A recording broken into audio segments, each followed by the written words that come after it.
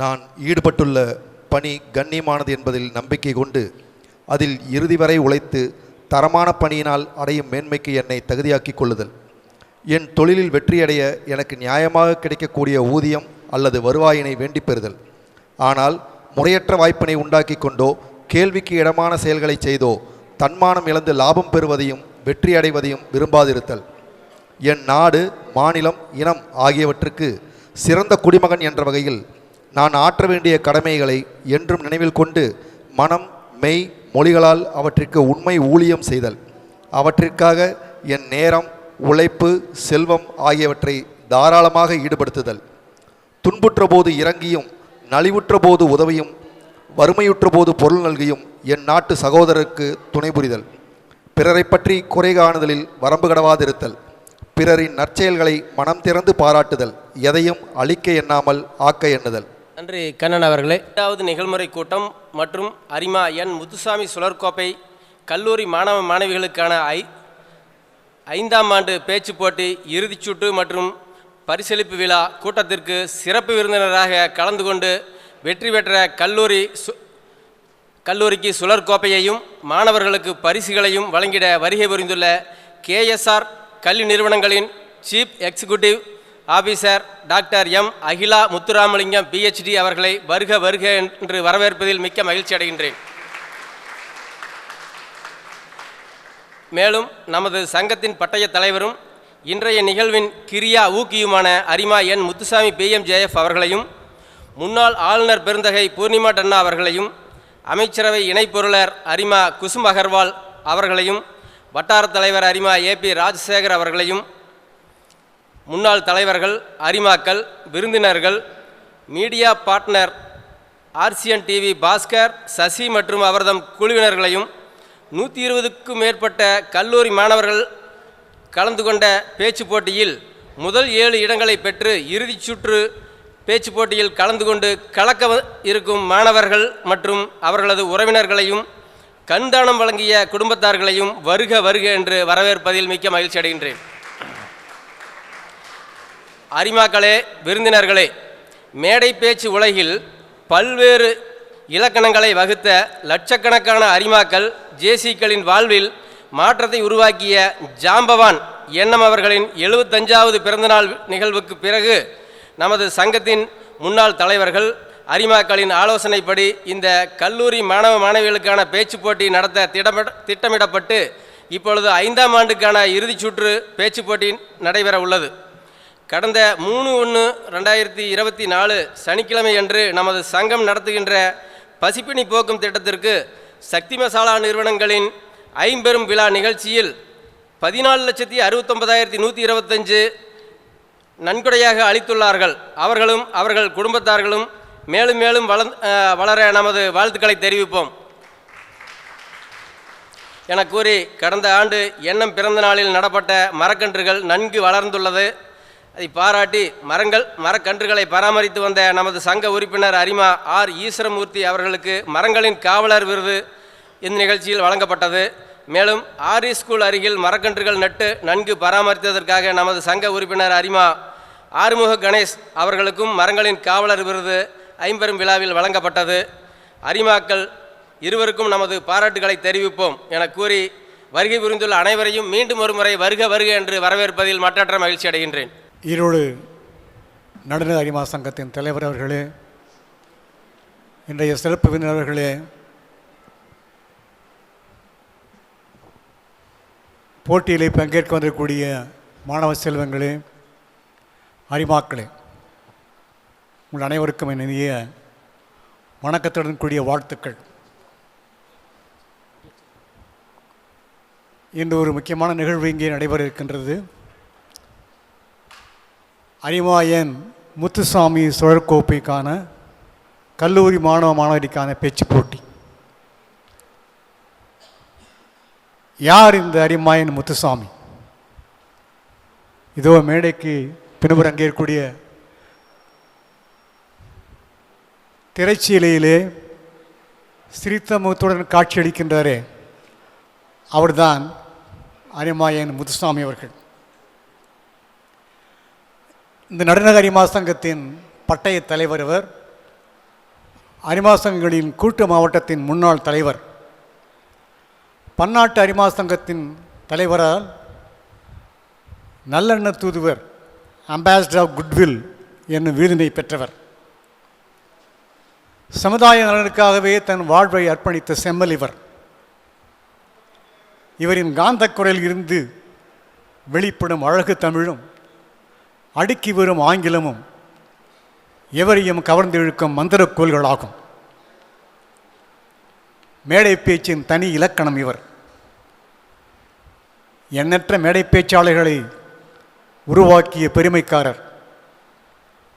அந்த வரிசையிலே நானும் ஒருவன் என்பதை இங்கே மேடையிலே பகிர்ந்து கொள்வதிலே பெருமைப்படுகின்றேன்.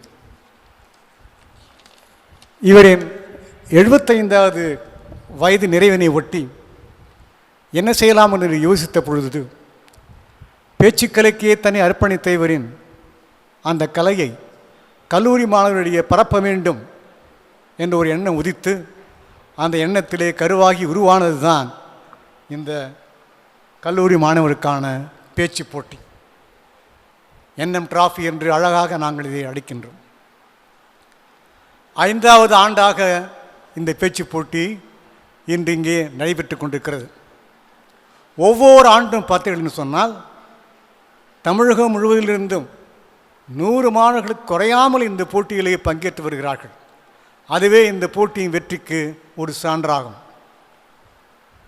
இந்த ஆண்டு கூட 125 கல்லூரி மாணவர்கள் இந்த போட்டியிலே பங்கேற்றிருக்கிறார்கள். அவ்வளோ பேர் இந்த மேடையில் ஏற்ற முடியாததற்காக ஒரு முதலில் தனிச்சுற்று வைத்து அதிலிருந்து இன்று போட்டியிலே பங்கேற்பாளர்கள் நாங்கள் தேர்ந்தெடுத்திருக்கணும். எத்தனை பேர் தெரியுமா?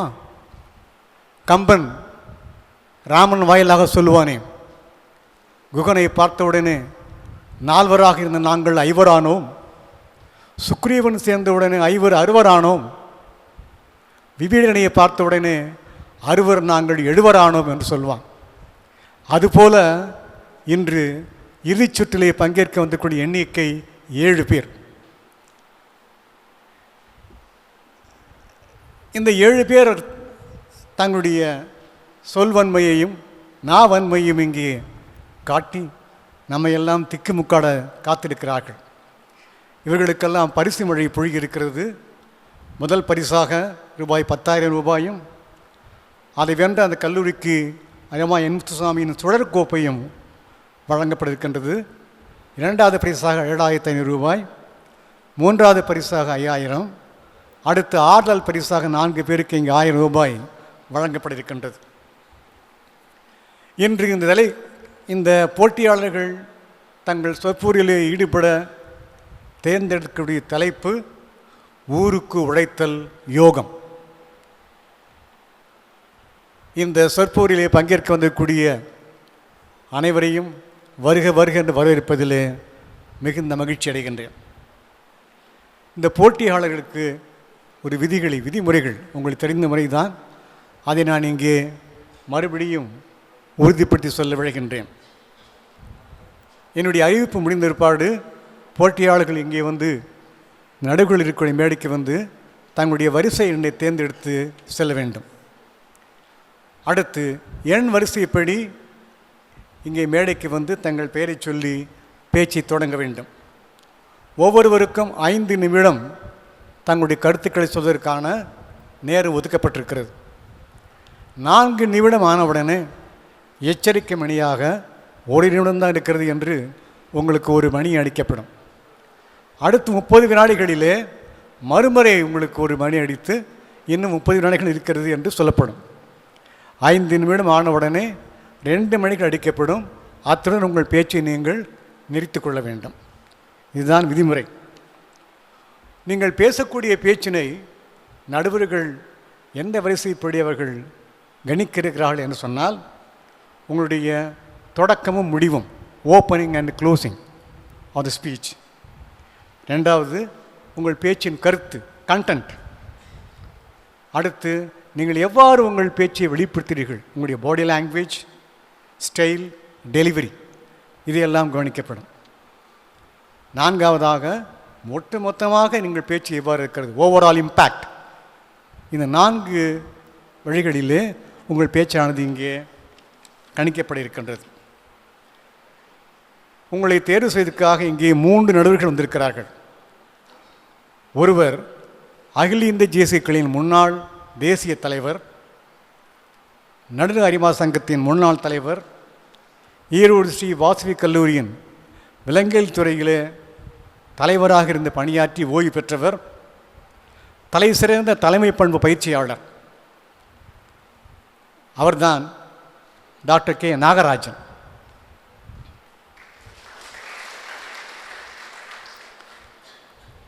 அடுத்தவர் நடுவர் கல்வித்துறையிலே டாக்டர் பட்டம் பெற்றவர்.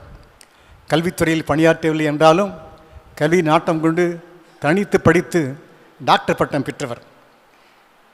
ஈரோடு ஜேசிக்களின் முன்னாள் தலைவர், மூத்த ஜேசிக்களின் அமைப்பின் மண்டல தலைவராக இப்பொழுது பொறுப்பேற்றிருக்கிறார்.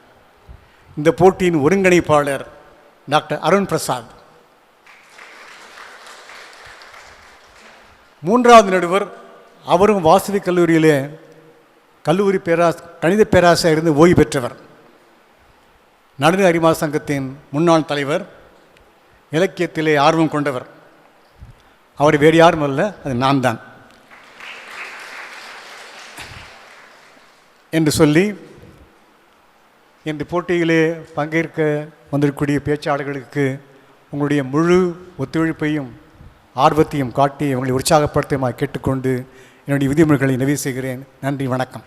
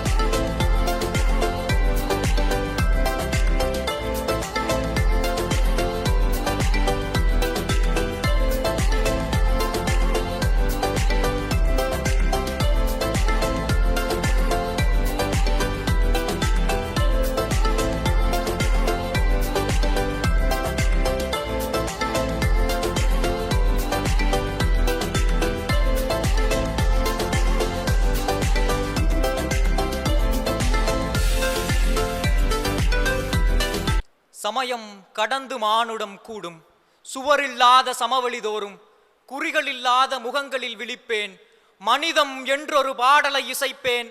அனைவருக்கும் வணக்கம்.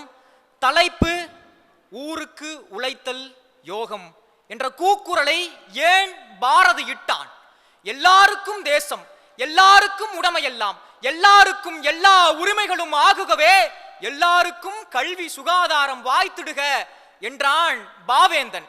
இப்படி ஊரிலும் சேரியிலும் உள்ள எளிய சனங்களுக்காக, அடித்தட்டு மக்களுக்காக எல்லா வாய்ப்புகளும், ஒடுக்கப்பட்ட மக்களுக்காக எல்லா உரிமைகளும் கிடைக்க வேண்டும் என்ற நோக்கத்திற்காக இந்த உழைக்கின்ற மக்களினுடைய யோகம் என்ன?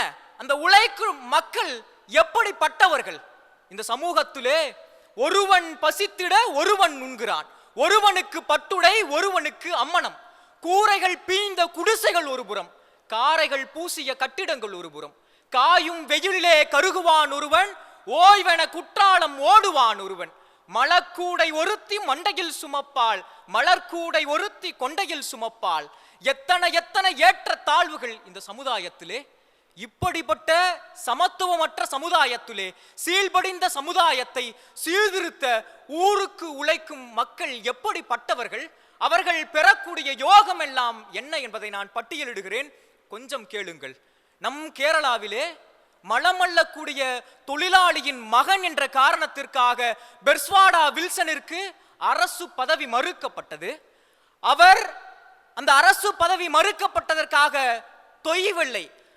அவர் தன் தந்தையை போல இன்னொரு தொழிலாளி உருவாகிவிடக் கூடாது என்பதற்காக, இன்னொரு தொழிலாளி மனிதனுடைய மனத்தை அள்ளி விஷவாயு தாக்கி இறந்துவிடக் கூடாது என்ற காரணத்திற்காக தன் இறுதி வாழ்நாள் முழுக்க போராடி கொண்டே இருந்தார். நீங்கள் தோட்டியின் மகன் என்ற நாவலை வாசித்தீர்களானால் தெரியும், தன்னை போன்று ஒரு மகன் தோட்டியாக உருவாகிவிடக் கூடாது என்பதற்காக அந்த தந்தை கண்ட கனவு எவ்வளவு பெரிய ஆழமானது என்பதை நீங்கள் அந்த நாவலை வாசித்தீர்களானால் தெரியும். அதே போல நம் அண்டை நாடான இலங்கையிலே மக்கள் எல்லோரும் கொத்து கொத்தாக கொல்லப்பட்டார்கள், பிணங்களாக்கப்பட்டார்கள். மிக பெரும் இரத்த ஆறு பேராறாக ஓடியது இனக்கலவரத்திற்காக. அந்த மக்கள் எல்லோரும் அந்த பெரும் கொடூரத்திலிருந்து தப்பி பிழைப்பதற்காக தமிழகத்திற்கு புலம்பெயர்ந்தார்களே அகதிகளாக. அந்த அகதிகளின் குடும்பத்தின் பிள்ளைகளை, சுமார் 250 பிள்ளைகளை தன் பிள்ளையாக கருதி நாகர்கோவிலை சேர்ந்த சமூக செயற்பாட்டாளரான முத்துராமன் என்பவர் படிக்க வைத்துக் கொண்டிருக்கிறார். அவருக்கு திருமணம் ஆகாமல் இருக்கலாம், ஆனால் 250 பிள்ளைகளுக்கும் அவர்தானே தந்தையாக வாழ்ந்து கொண்டிருக்கிறார். இங்கே இவரை போன்று வாழ்ந்தால்தான் நாம் யோகத்தை பெற முடியும். நம் ஈரோட்டிலே அந்தியூர் என்ற வட்டாரத்திலே 33 பழங்குடியின கிராமங்கள் இருக்கின்றன. அதிலே சுமார் 16,000த்திற்கும் மேற்பட்ட பழங்குடியின மக்கள் வாழ்ந்து கொண்டிருக்கிறார்கள். அவர்களுக்கு ரேஷன் கார்டு முதல் முதியோர் உதவித்தொகை வரை பசியாற்றி அவர்களின் மனுவை வாங்கி உழைத்து கொண்டே இருக்கிறார் அப்புசாமி என்ற சிகப்பு சட்டைக்காரர், பேரன்புக்காரர்.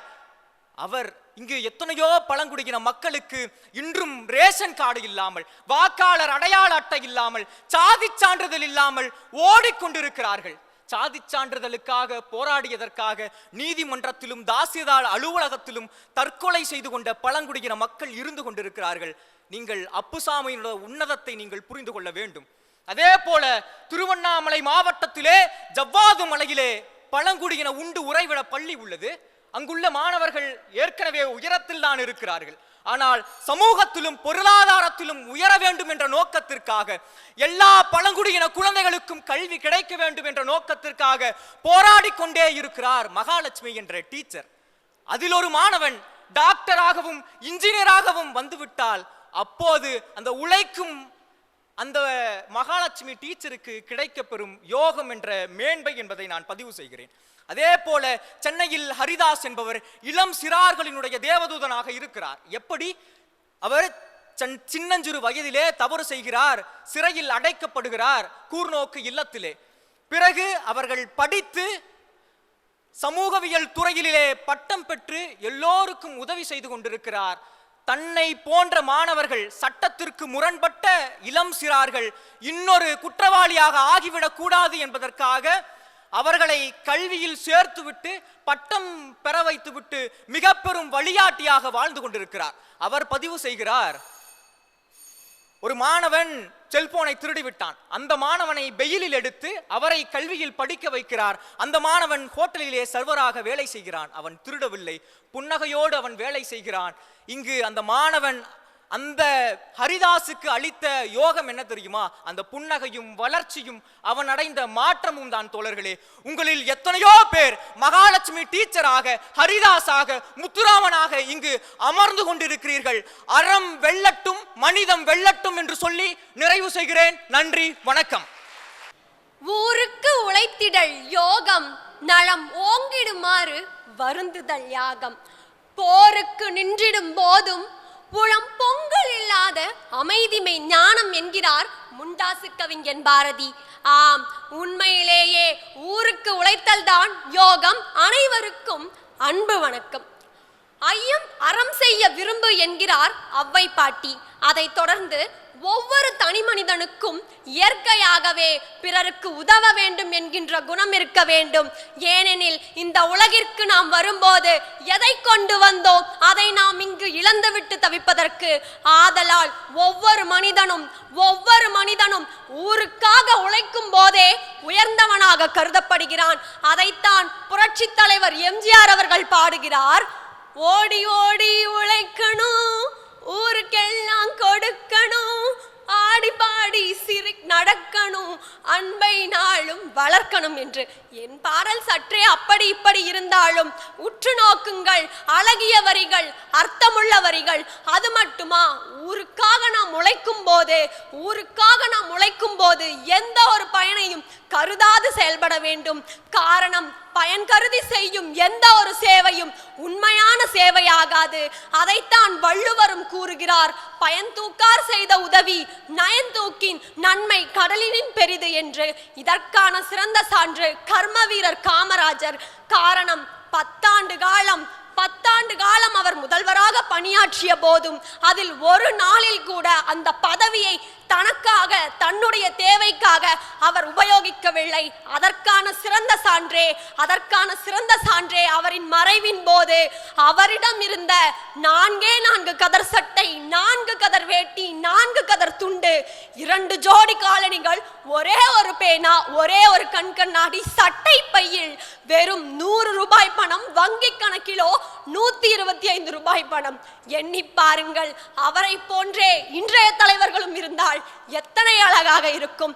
இதைத்தான் ஊருக்காக உழைக்கிறவர்கள் பேருக்காக வாழ்வதில்லை, வெறும் பேருக்காக வாழ்கிறவர்கள் ஊருக்காக உழைப்பதில்லை என்று கூறுகின்றனர். அது மட்டுமா, பார்க்கவே அச்சம் கொண்டு தள்ளி நின்று ஒட்டுமொத்த ஊர் மக்களும் ஒதுக்கிய தொழுநோயாளிகளை ஒட்டுமொத்தமாக அன்புக்கரம் கொண்டு அரவணைத்து அவர்களுக்காக ஒவ்வொரு பணக்காரர்களின் படிக்கட்டுகளிலும் ஏறி நின்றாரே அன்னை தெரசா, அவரல்லவா ஊருக்கு உழைத்த உத்தமர். இவை யாவைக்கும் மேலாக இந்திய விடுதலை போராட்டத்தின் போது தன் உடல், பொருள், ஆவி என எதையும் பொருட்படுத்தாமல் தாய் திரு நாட்டிற்காக உயிர் தியாகம் செய்தாரே, அவர்களே அத்தகைய விடுதலை போராட்ட வீரர்களே உண்மையில் ஊருக்கு உழைத்த உத்தமர்கள். காரணம், பிறரின் நன்மைக்காக தன்னைத்தானே அழித்துக் கொள்வது கூட நன்மைதான் என்ற கொள்கையினை அவர்கள் பின்பற்றினார்கள். இன்றைய கால சான்றுகளை பற்றி பார்ப்போமானால் உலகையே உலுக்கிய கொரோனா பேரிடரின் போதும், ஒடிசா கோரமண்டல ரயில் விபத்தின் போதும் ஒட்டுமொத்தமாக கொத்து கொத்தாக மடிந்து விழுந்த மக்களை தன் மாரில் மேல் போட்டுக்கொண்டு நல்லடக்கம் செய்தார்களே சமூக சேவர்கள், அவர்களே ஊருக்கு உழைத்த உத்தமர்கள். அது மட்டுமா, கிட்டத்தட்ட 7 கோடி மதிப்புமிக்க நிலத்தினை கல்விக்காக, கல்வித்துறைக்காக கொடையாக கொடுத்துவிட்டு சாதாரணமாக சென்றாரே, அத்தகைய பெண்மணி ஊருக்காக உழைத்த உத்தமர். அதை தொடர்ந்து கோவையில் சாந்தி சோசியல் சர்வீஸ் என்ற தன்னார்வ தொண்டு நிறுவனம் 20 ரூபாய்க்கு சுவையான சுகாதாரமான உணவினை 3 வேளையும் மக்களுக்கு அளித்து மிக குறைந்த விலையில் இலவச மருத்துவ சேவை செய்து வருகிறது. அதே கோவையை சார்ந்த KPR என்ற தொழில்நுட்ப குழுவின் தலைவர் ராமசாமி ஐயா அவர்கள் தன்னிடம் பணியாற்றும் பெண்களுக்கு கல்வி அறிவு கொடுத்து 1000 பட்டதாரிகளை உருவாக்கி வருகிறார். அங்கே இருக்கிறது உண்மையான உழைப்பு. இவை யாவைக்கும் மேலாக ஒவ்வொரு இயற்கை பேரிடரின் போதும் நாம் சந்திக்கும் சவால்களை சமாளிப்பதற்காக களத்தில் இறங்கும் துப்புரவாளர்கள், மருத்துவர்கள், செவிலியர்கள், காவலர்கள், மின்சார பணியாளர்கள், தீயணைப்பு வீரர்கள் என தன்னலம் கருதாது பிறருக்காக உழைக்கும் யாவருமே ஊருக்காக உழைத்த உத்தமர்கள் தான். கொடுத்ததெல்லாம் கொடுத்தான். யாருக்காக கொடுத்தான்? ஒருத்தனுக்காக கொடுத்தான், இல்லை ஊருக்காக கொடுத்தான். நண்பர்களே, ஆராயுங்கள் அந்த வரிகளை, அர்த்தம் புரிவீர்கள். காரணம், இருப்பது ஒரு பூமி, கீழே பூமி, மேலே வானம், இடையினில் ஒரு வாழ்க்கை. அதை வாழும் வரை ஊருக்காக வாழ்ந்து உயர்வோம். காரணம் உதவினால் மட்டுமே மறுபிறப்பிலும் கூட நீயும் ஒரு சிறந்த மனிதனாக பிறப்பெடுப்பாய். வாய்ப்புக்கு நன்றி. அவையோர் அனைவருக்கும் அன்பு வணக்கம்.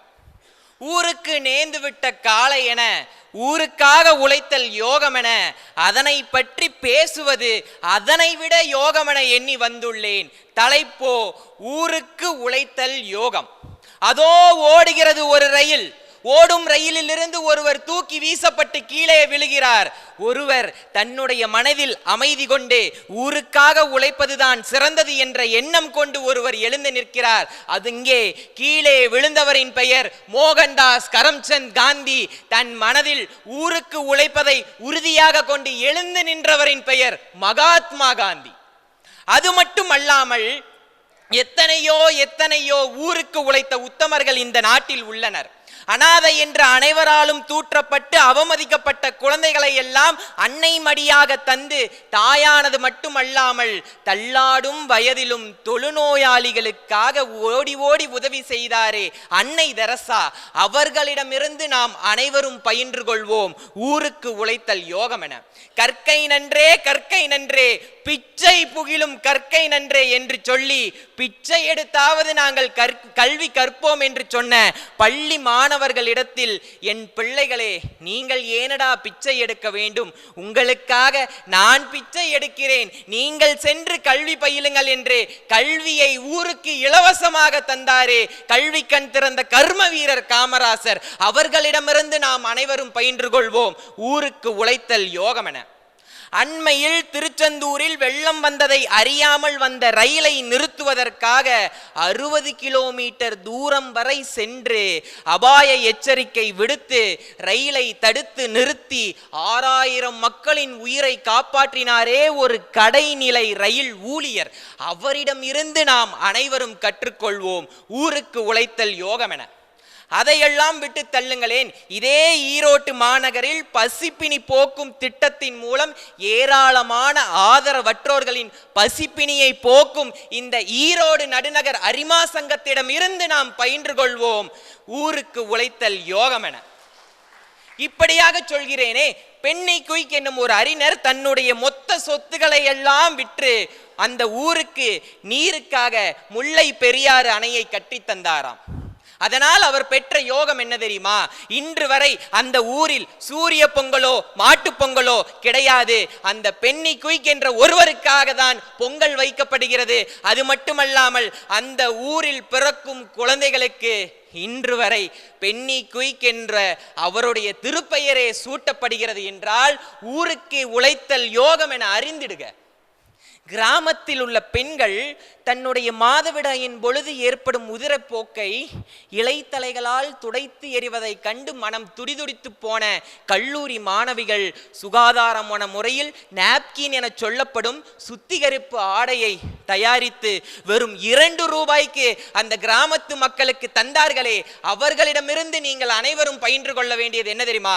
ஊருக்கு உழைத்தலே யோகம். தன்னாடு தன் பெண்டீர் என இருக்க வேண்டாம், ஊருக்காக உழையுங்கள்.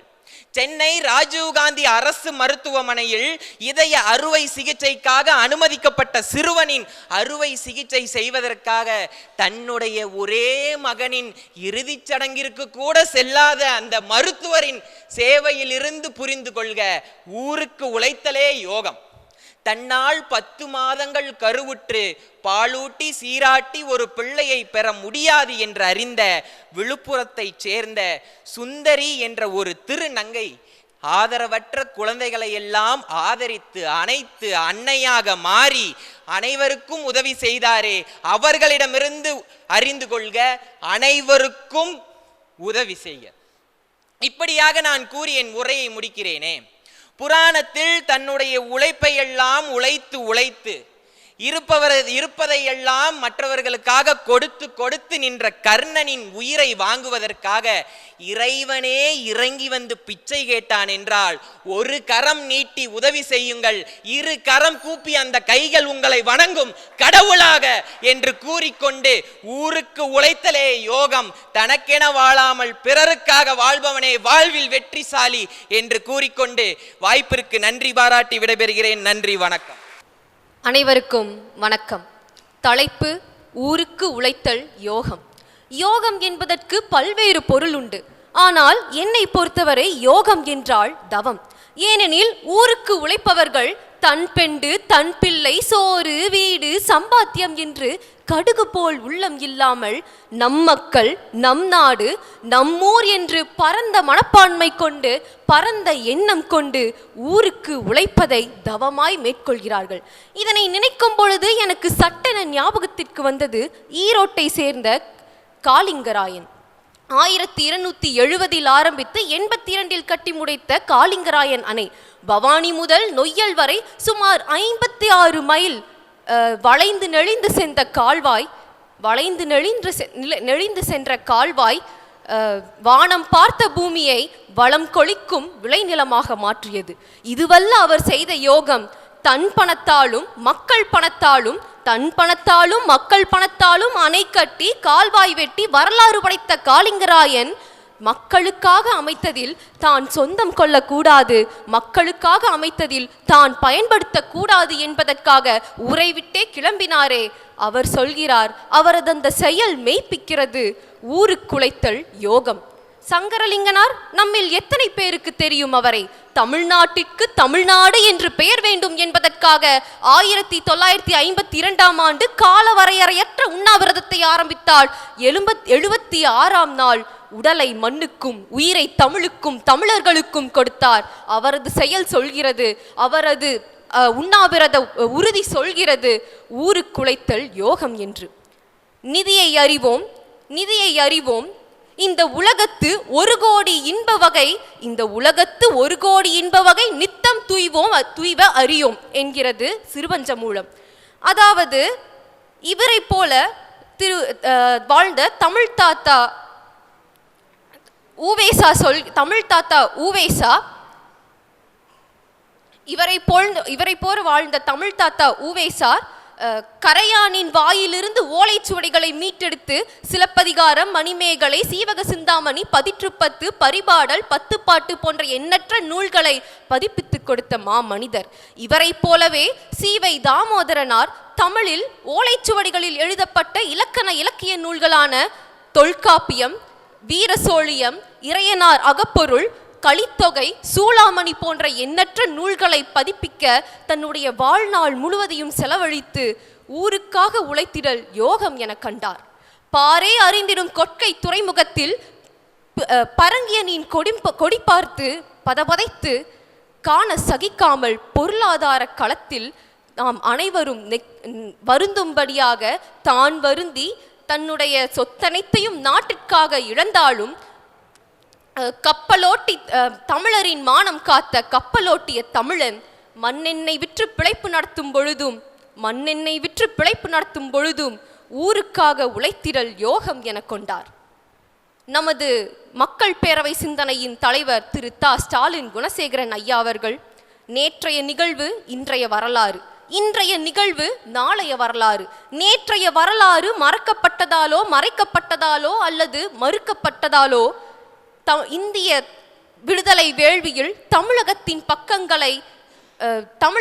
பக்கங்களை மீட்டு கொண்டு வருவதற்காக இளம் வயதிலேயே தனக்கு கிடைத்த முதன்மை வழக்கறிஞர் எனும் அந்தஸ்தை துறந்து ஊருக்காக உழைத்திட வந்தார். விடுதலை வேள்வியில் தமிழகம் எனும் நூலை படைத்தார். ஜாதி, மதம், இனம், மொழி போன்ற வேறுபாடுகள் எதுவும் இல்லாமல் தன் தாய்நாட்டை காப்பதற்காக தன் வீட்டை மறந்து உறைய வைக்கும் பணியிலும் எல்லையை காத்து நாம் நிம்மதியாக வாழ வேண்டும் என்பதற்காக தியாகிகளாக வாழ்ந்து கொண்டிருக்கும் ஒவ்வொரு இராணுவ வீரர்களும் ஊருக்கு உழைத்திட யோகம் கொண்டு வாழ்ந்து கொண்டிருக்கிறார்கள். குப்பை போடுபவர்களை மரியாதைக்குரியவர்களாகவும் அந்த குப்பையை அகற்றுபவர்களை மரியாதை குறைவாகவும் நடத்தும் இந்த அவல சமுதாயத்தில் இப்படி இருப்பினும் தன்னுடைய கடமையை துப்புரவு பணியாளர்கள் சரியாகத்தானே செய்து கொண்டிருக்கிறார்கள், இல்லையே சம்பளத்திற்காக செய்கிறார்கள் என்று பலர் கேள்வி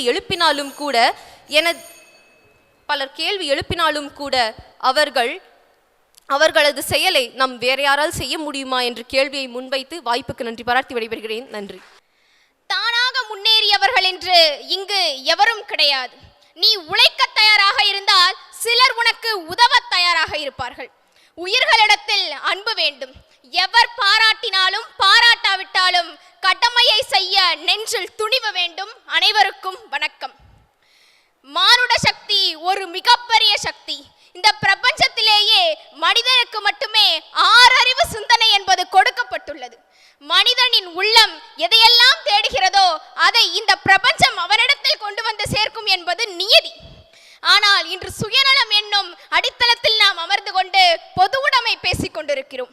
எது பொது உடைமை என்று பார்க்கும் பொழுது, மனிதன் மனிதனுக்காக உழைக்கும் பொழுது அது பொது உடைமையாகப்படுகிறது. ஒரு காலகட்டத்தில் துப்புரவு தொழிலாளிகள் குப்பையை அல்ல வீட்டின் முன் வந்து நிற்கும் பொழுது அவர்கள் முகத்தில் குப்பையை எடுத்து வீசினோம். அதே காலகட்டம் அவர்கள் காலில் விழுந்து வணங்க வைத்தது கொரோனா. மனித மனங்கள் நாம் எதையெல்லாம் சிந்திக்கின்றோமோ அதை பட்டென செய்ய நினைக்கிறோம். ஆனால் காலம் அதற்கு இயற்கை என்னும் விதியை நியமிக்கிறது. இன்றைய காலகட்டத்தில் இளைஞர்கள் இணையதளத்தில் சீரழிந்து கொண்டிருக்கிறார்கள் என்று ஒரு பக்கம் நாம் ஒரு வர்க்கம் பேசிக் கொண்டிருக்கிறோம். ஆனால் அந்த இளையதளத்தின் புலன குழுமம் மூலம் திருவாரூர் மாவட்டத்திற்கு சுமார் 20 கிலோமீட்டருக்கு சாலை அமைத்து கொடுத்திருக்கிறார்கள் என்றால் அந்த இணையதளம் வழி இளைஞர்களை மேம்படுத்தி கொண்டிருக்கிறது. இன்று இளைய காலகட்டங்களில் தன் பிள்ளையை பார்ப்பதே மேலென்று நினைக்கும் தாய்மார்களிடத்தில் ரூபா என்னும் பெண்மணி கோவை அரசு மருத்துவமனைக்கு 135 லிட்டர் தாய்ப்பாலை கொடுத்து ஊருக்கே தாயாகி போனாள் என்றால் அதுவும் இந்த மண்ணில் தான் நாம் பார்த்து கொண்டிருக்கிறோம். ஊரணிக்கு உயிர் கொடுத்த இளைஞர்கள் சுமார் 20,000 மரக்கன்றுகளை நட்டு ஊரை காடாக மாற்றினார்கள். அந்த காடினால் தான் இன்று தமிழகத்தில் ஆங்காங்கே மழை பெய்து கொண்டிருக்கிறது.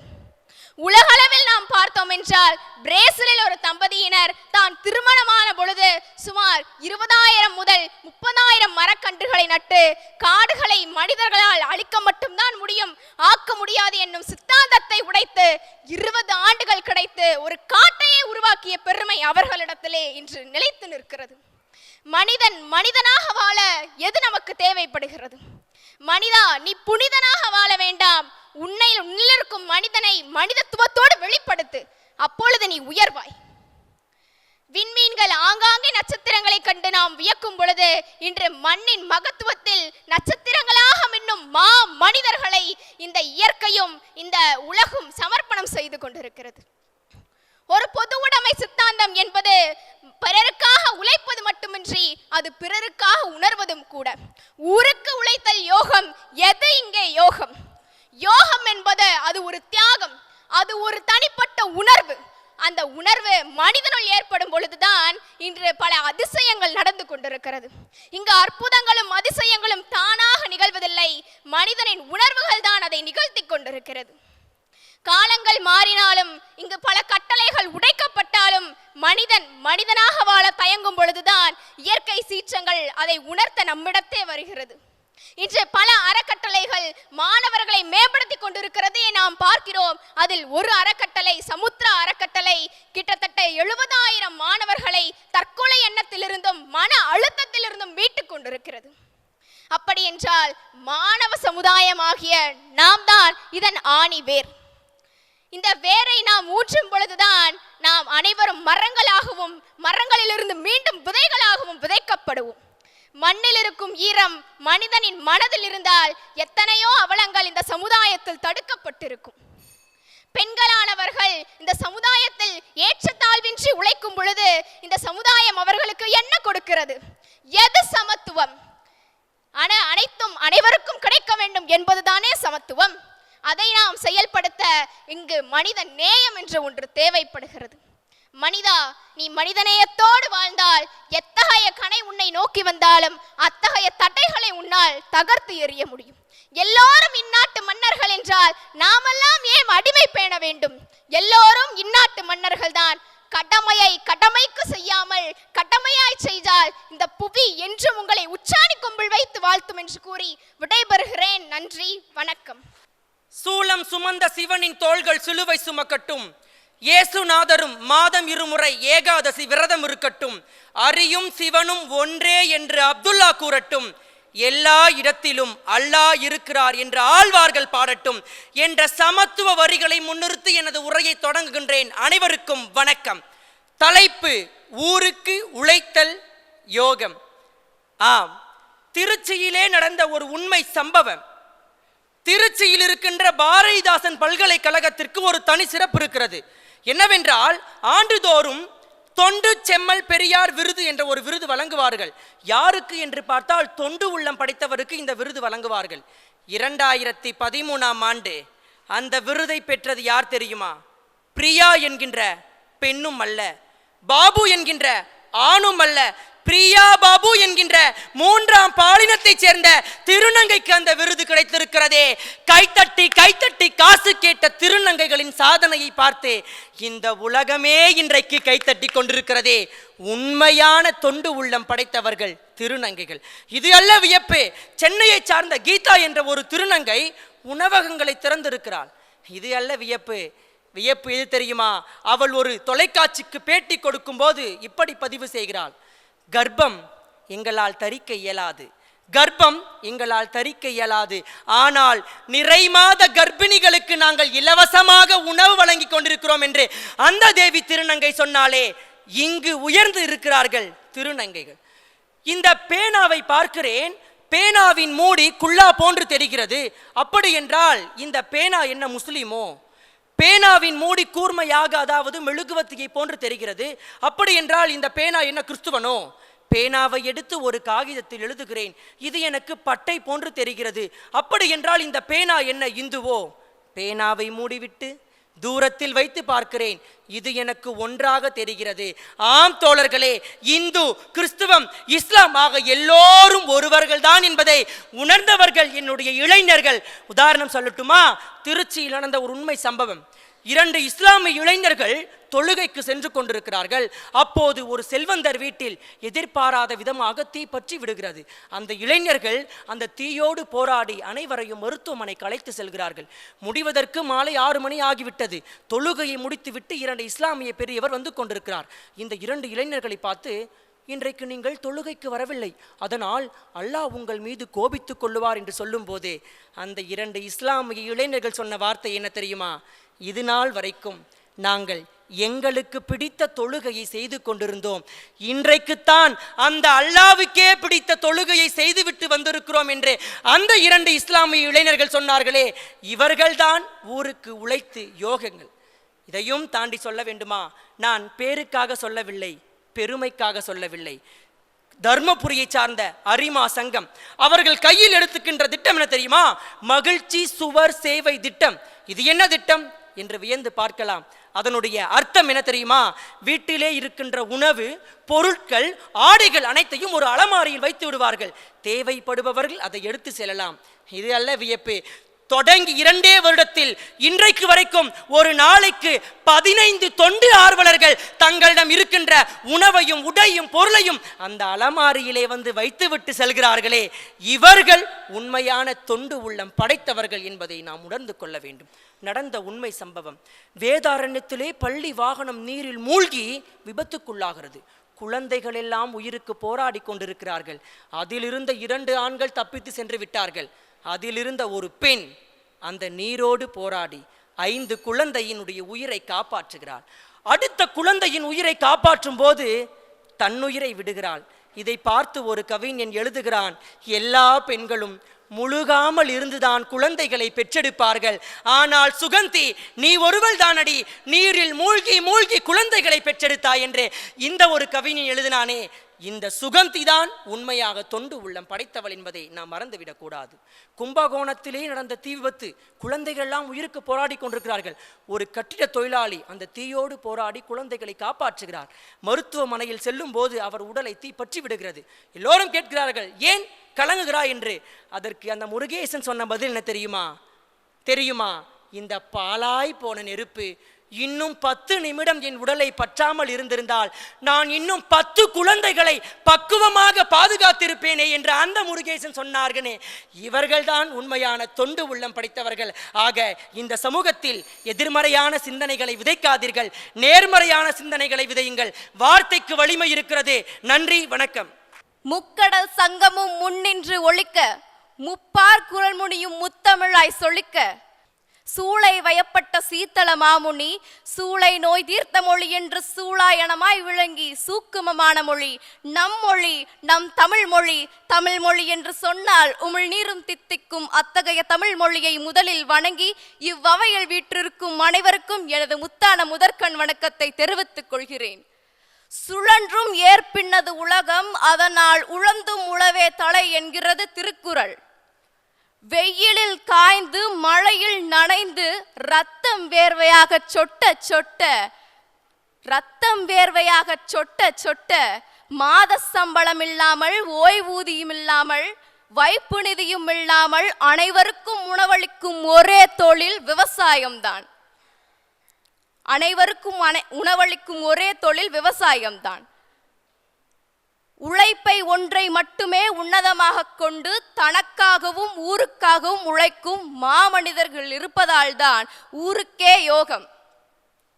நீரின்று அமையாது உலகெனின் யார் யாருக்கும் வானின்று அமையாது ஒழுக்கு என்பது வள்ளுவனின் வாக்கு.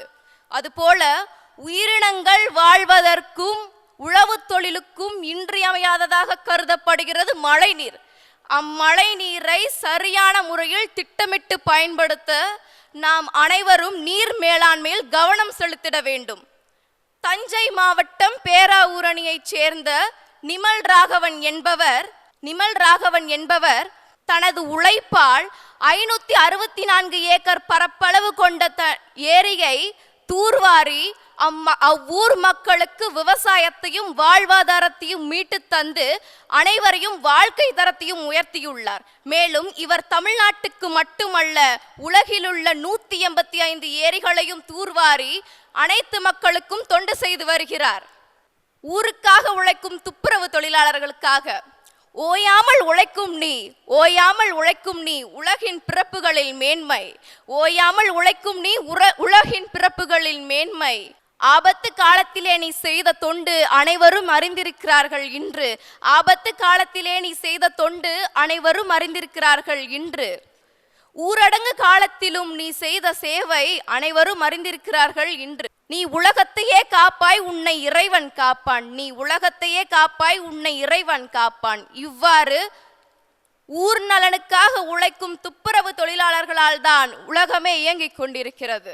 வீட்டு நலனுக்கு மட்டுமல்ல, ஊர் நலனுக்கு மட்டுமல்ல, நாட்டு நலனுக்காக போராடிய வீரமங்கைகள் பலர். அந்த வரிசையில் இன்றைக்கும் கோவை மாவட்டத்தைச் சேர்ந்த ராஜலட்சுமி என்ற பெண்மணி அவ்வூர் மக்களுக்கு நில உரிமையை மீட்டெடுத்து இந்தியாவின் முன்மாதிரி கிராமமாக நிலைநிறுத்தியுள்ளார் தனது கிராமத்தை. இவர்கள் போன்றவர்கள் உழைத்தால் ஊருக்கு மட்டும் யோகம் அல்ல, உலகிற்கே யோகம். இறுதியாக ஒவ்வொரு தனி மனிதனும் தன் சார்ந்த துறையில் உண்மையாகவும் உறுதியாகவும் உழைத்தால்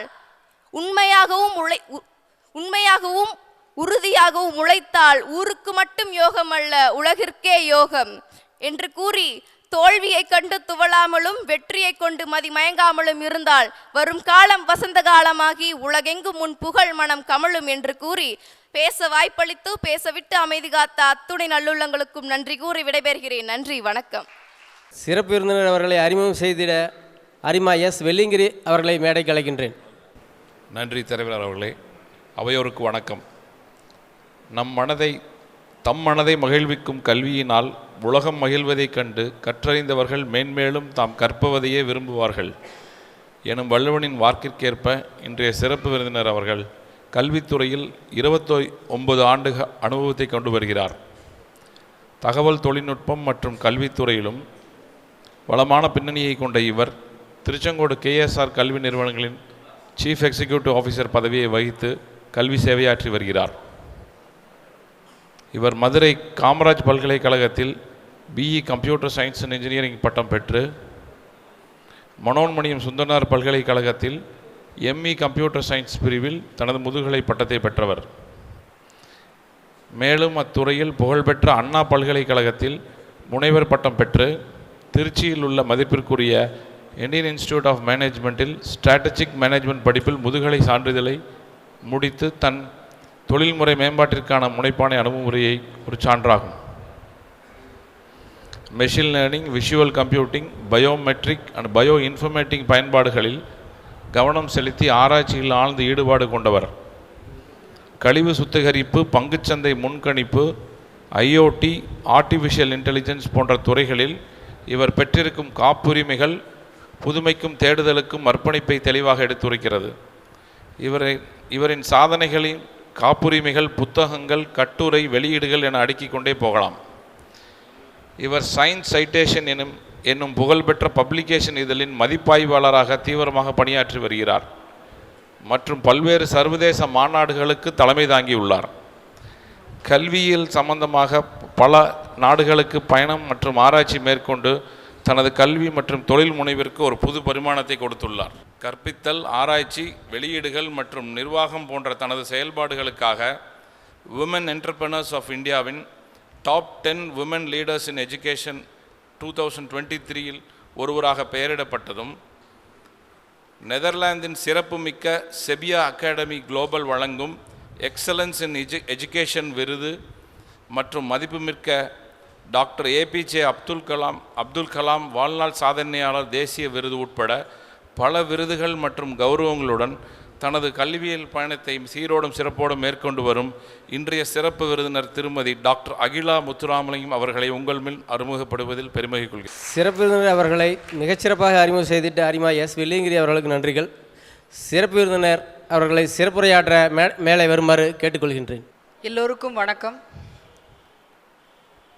லயன் கே ராஜேந்திரன் தலைவர் அவர்கள், லயன் ஏ கிருஷ்ணகுமார் செயலர் நிர்வாகம், லயன் இன்ஜினியர் கே ஈஸ்வரமூர்த்தி பொருளர், லயன் கே சிவகுமார் முதலாம் உதவி தலைவர், லயன் எஸ் சதீஷ்குமார் செயலர் செயலாக்கம், லயன் எம் பாபு திட்டக்குழு தலைவர், lion doctor S Arun Prasad திட்ட இயக்குனர் மற்றும் லயன் சரவணன், என்னை இங்கு அழைத்தமைக்கு என்னோட கோடான கோடி நன்றிகள். இன்று ஒரு தீபாவளியை பார்த்த மாதிரி ஒரு அனுபவம் எல்லோருக்கும் இருக்கும் என்று நினைக்கிறேன். அப்படி ஒரு பட்டாசு பேச்சு எல்லோரும். சிலர் அங்கங்கே நிறுத்தி கொண்டு பேசினாலும் இந்த வயதில் இத்தனை அழகு தமிழில் பேச உங்களால் முடிகிறதே என்று எனக்கு பெரிய ஆச்சரியம். முழுமையான தமிழில் பேசுவதே ஒரு பெரிய சகாப்தம் ஆகிவிட்டது இக்காலத்தில். எனக்கே ரொம்ப கஷ்டப்படுறேன் இந்த முழுமையான தமிழில் என்னால் பேச முடியுமா என்பதை நினைத்து. நியூ ஜெனரேஷன், மில்லியனல்ஸ், ஜி ஜென்ரேஷன், இப்படி ஜென்ரேஷன் மாற மாற நமது தமிழ் வளமையும் அந்த அழகும் நிறைய காணாமல் போய்விட்டது. அதற்கு லயன்ஸ் கிளப் இப்படி ஒரு பேச்சு போட்டி, அதில் 126 பேர் பங்கு கொண்டு இன்னைக்கு 7 முத்துக்களை தேர்ந்தெடுத்து அத்தனை பேச்சுகளையும் நம்ம எல்லோரும் கேட்கும்படி செய்ததற்கு மிக்க நன்றி. இங்கே வருவதற்கு முன்னால் நமது ஈரோடு லயன்ஸ் கிளப் நிர்வகித்து கொண்டிருக்கும் ஆர்ஃபனேஜ் ஒன்றை பார்க்க சென்றிருந்தேன். நாசாவுக்கு சென்று வந்த ஒரு உணர்வு. அத்தனை புதுமை, அத்தனை பாசம், அத்தனை அன்பு, அத்தனை மகிமை, இது அத்தனைக்கும் சொந்தக்காரர்கள் லயன்ஸ் கிளப் மெம்பர்ஸ் என்று நினைக்கும் போது மிகவும் பெருமையாக உள்ளது. நிறைய நிறுவனங்கள் நிறைய ஆர்ஃபனேஜ் நடத்தி கொண்டு தான் இருக்கிறார்கள். அதில் என்ன புதுமை அப்படின்னு நினைக்கலாம். அந்த கட்டிடம் மட்டுமே அவ்வளவு நேர்த்தியாக ஒரு செங்கல், ஒரு பெயிண்டிங், ஒரு டோர், ஒரு சுவிட்ச் போர்டு, ஒரு கோணல் மாணல், அப்படி ஒரு நேர்த்தியாக டைல்ஸ் முதற்கொண்டு அத்தனையும் என்னால், நான் ஒரு இன்ஜினியராக அதை கண்டுகளித்தேன் இன்றைக்கு.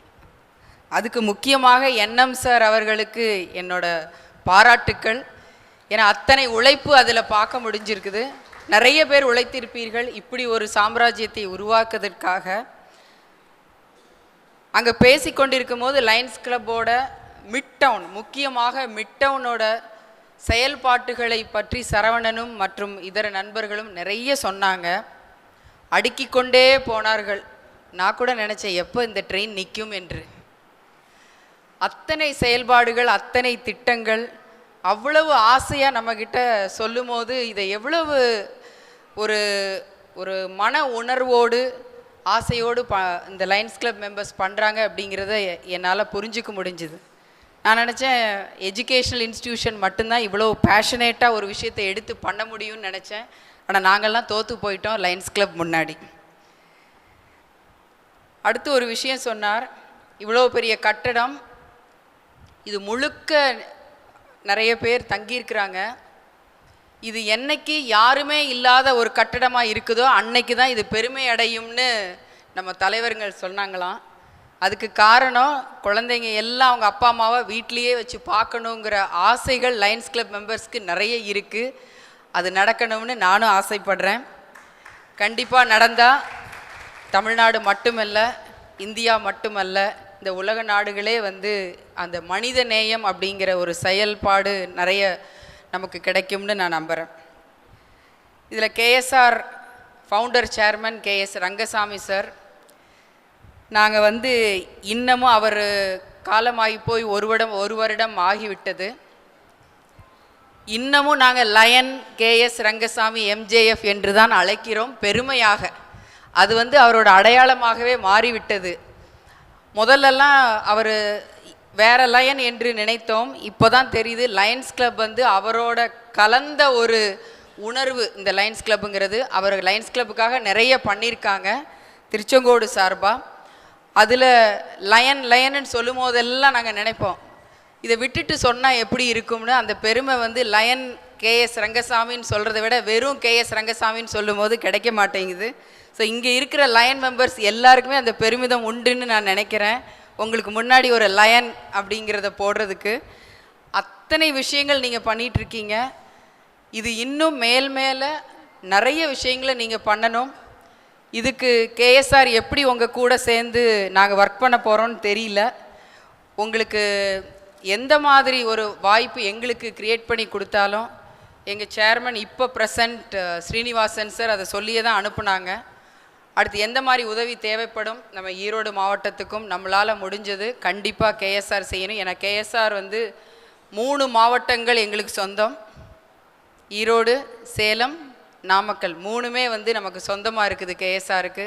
இந்த 3 மாவட்டத்துக்கும் நாங்கள் கடமைப்பட்டிருக்கோம் திரும்ப கொடுக்கறதுக்காக. ஸோ ஈரோடு நடுநகர் அரிமா சங்கத்துக்கும் நாங்கள் கடமைப்பட்டிருக்கிறோம். கண்டிப்பாக எங்களை நாடவும் எங்களால் முடிந்த உதவியை நம்ம ஈரோடு நடுநகர் அரிமா சங்கத்துக்கு செயல்பட நாங்கள் காத்திருக்கிறோம். இப்போ என்எம் சார் இந்த பேச்சு போட்டி அவரோட நினைவு பரிசாக நினைவில் இதை நடத்துகிறாங்க. இந்த மாதிரி எத்தனை எண்ணம் உருவாகும்னு எனக்கு தெரியல, ஆனால் உருவாகணும்னு நான் ஆசைப்படுறேன்.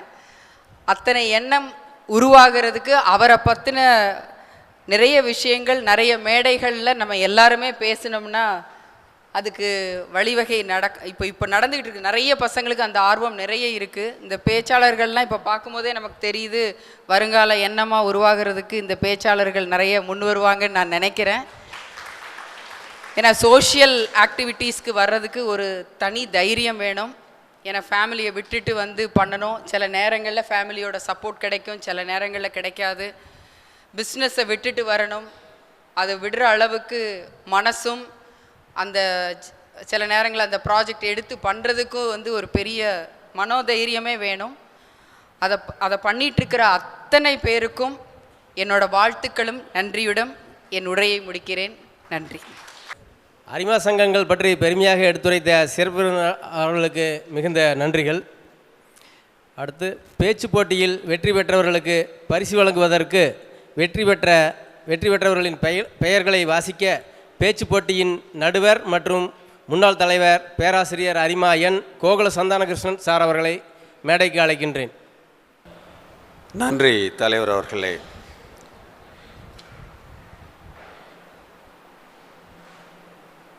ஏழு மாணவர்கள் வந்து இங்கே இறுதி சுற்றில் பேசினாங்க. எல்லாருமே சிறப்பாக பேசினாங்க. இதில் உண்மையிலேயே முதல் 3 இடங்களை முடிவு செய்வது சற்று சிரமமான காரியமாகத்தான் நடுவர்களுக்கு இருந்தது. இருந்தாலும் இந்த பங்கேற்பாளர்களுடைய அவருடைய உரையில் பேச்சில் ஏதோ ஒரு இடத்தில் முதல் மதிப்பெண் பெற்றவர் மற்றவர்களை விட சிறப்பாக செய்திருக்கின்றார், அல்லது இரண்டாவது மூன்றாவது இடம் பெற்றவர்கள் ஏதோ ஒரு இடத்தில் சற்று சறுக்கி இருக்கிறார்கள். அதனால் முதலிடம் பெற்றவருக்கும் இரண்டாம் இடம் மூன்றாம் இடம் பெற்றவருக்கும் மதிப்பெண்களிலே மிக குறுகிய வேறுபாடு தான் இருந்தது. இருந்தாலும் இதை முதல் ஒன்றை தேர்ந்தெடுக்க வேண்டும் என்ற அடிப்படையிலே சின்ன சின்ன விஷயங்களை எல்லாம் பார்த்து இந்த நடுவர்கள் இந்த முடிவினை இறுதி செய்திருக்கின்றார்கள். இந்த 70 முதலில் 4 பேர் ஆறுதல் பரிசு பெற இருக்கின்ற மாணவர்கள், அவர்கள் பெயரை முதலில் நான் படித்து விடுகின்றேன். ஆறுதல் பரிசாக ரூபாய் 1000 இன்று இப்பொழுது சிறப்பு விருந்தினர் அவர்கள் வழங்குவார்கள். ஆறுதல் பரிசு பெற இருக்கும் முதல் மாணவி Devadharshini KS Rangasamy college of technology.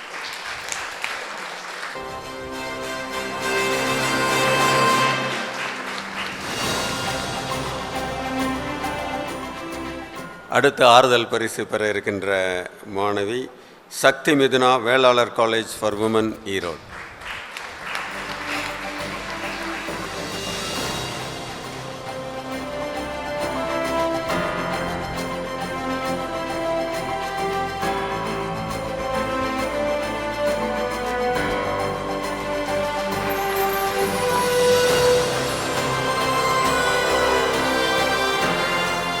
அடுத்து ஆறுதல் பரிசு பெற இருக்கின்ற மாணவி Gowri Manohari government law college Coimbatore.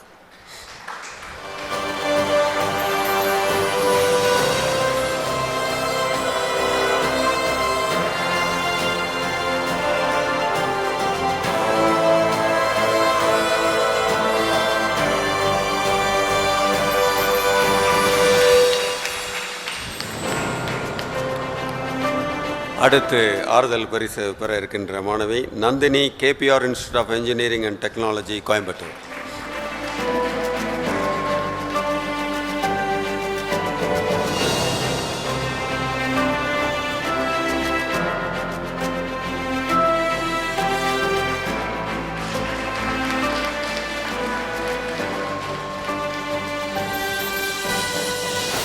மூன்றாம் பரிசு 3ஆம் இடம் பெற்ற மாணவர் Gopalakrishnan government law college Salem.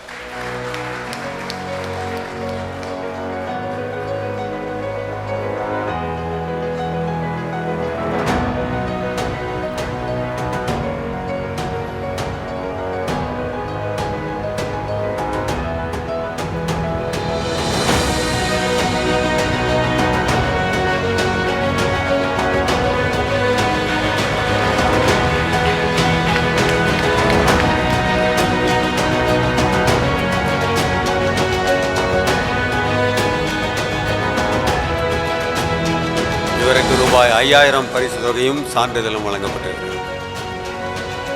2ஆம் இடம் Santhoshkumar Krishna college of education Krishnagiri.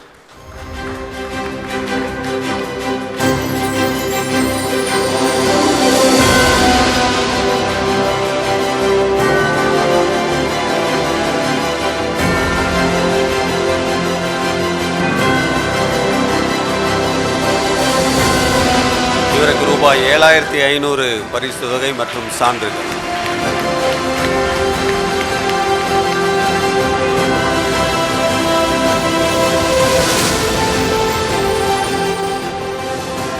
ஐந்தாம் ஆண்டு எண்ணம் சுழற்கோப்பையை பெறுகின்ற கல்லூரி Mahendra arts and science college பெறுகின்ற மாணவர் ஹரிகரன்.